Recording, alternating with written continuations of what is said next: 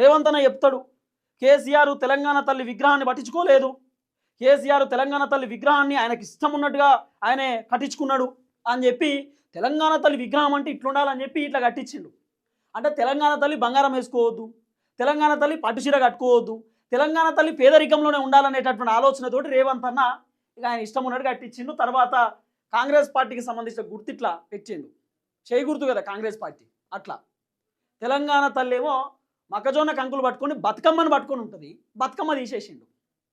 పట్టు చీర ఇక లేకుండా చేసిండు, నార్మల్ ఒక చీర పెట్టిర్రు. తర్వాత ఇక బంగారం కూడా ఎక్కువ లేదు.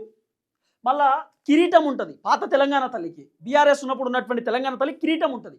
కిరీటం ఎందుకు పెడతారంటే మన ఇంట్లో తల్లే దేవత, మన ఇంట్లో తల్లే ఫైనల్, మహిళే ఫైనల్ మన ఇంట్లో. అట్లా మనం మహిళను గౌరవిస్తాం కాబట్టి వాళ్ళ కిరీటం పెడతాం. మహిళ ఉంది కాబట్టి మనం ఇక్కడ దాకా ఉన్నాం కదా, మనం జన్మించింది ఒక మహిళకే కదా, కాబట్టి స్త్రీ మాతను గౌరవిస్తాం. అట్లా తెలంగాణ తల్లికి విగ్రహం పెట్టిరు, ఆ విగ్రహాన్ని కూడా తీసేసిండు అన్న.